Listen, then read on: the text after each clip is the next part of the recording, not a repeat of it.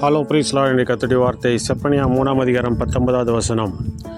அவர்கள் வெட்கம் அனுபவித்த சகல தேசங்களிலும் அவர்களுக்கு புகழ்ச்சியும் கீர்த்தியும் உண்டாகச் செய்வேன். பிரியமானவர்களே, நாம் வெட்கம் அனுபவித்த எந்த தேசமாக இருந்தாலும் எந்த இடமாக இருந்தாலும் அந்த இடத்திலே நம்மை புகழ்ச்சியும் கீர்த்தியும் உண்டாக செய்வேன் என்று ஆண்டவர் சொல்கிறார். அநேகர் நம்மை ஏளனமாக பேசி நம்மை தலைகுனிய வைத்து தேவையில்லாத காரியங்களை, தேவையில்லாத வீண் பழியை சுமத்தி நம்மை வெட்கப்படுத்தி இருக்கலாம். ஆனாலும் ஆண்டவர் சொல்லுகிறார், கீர்த்தியும் புகழ்ச்சியும் உண்டாக செய்வேன் என்று ஆண்டவர் சொல்லியிருக்கிறார்.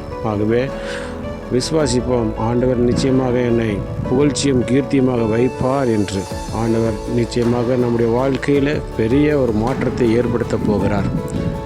விசுவாசிப்போம், பிரார்த்தனை செய்வோம். எங்கள் அன்பை நிச்சயத்தான் பரலோகத்தை தந்தையே, ஆசீர்வதிக்கப்பட்டதான் இந்த நாளில் நீர் கொடுத்தபடி வார்த்தைக்காக நன்றி செலுத்துகிறோம். அவர்கள் வெட்கம் அனுபவித்த சகல தேசங்களிலும் அவர்களுக்கு புகழ்ச்சியும் கீர்த்தியும் உண்டாகச் செய்வேன் என்று சொன்ன தேவன், இந்த நாளில் எங்கெங்கெல்லாம் என்னுடைய ஜனங்கள் வெட்கப்பட்டார்களோ அந்த இடத்துல நீர் அவர்களுக்கு புகழ்ச்சியும் கீர்த்தியும் உண்டாக செய்வீராக. நீர் சொன்ன வார்த்தையை விசுவாசிக்கிறோம், அப்படியே செய்து நாமத்தை மேம்படுத்துவீராக. இந்த நாளில் நாங்கள் செய்கிற வேலைகள், தொழில்கள், படிப்புகள், ஊழியங்கள், போக்குவரத்துகள் எல்லாவற்றிலும் காரம் கூடுந்த பெரிய காரியம் செய்து நாமத்தை மேம்படுத்த வேண்டுமாய் எங்களுக்கு காப்பாற்ற இயேசுவின் நாமத்தின் மூலமாக கேட்டுக்கொள்கிறேன். எங்கள் ஜீவனுள்ள நல்ல பிதாவே. ஆமேன், ஆமேன்.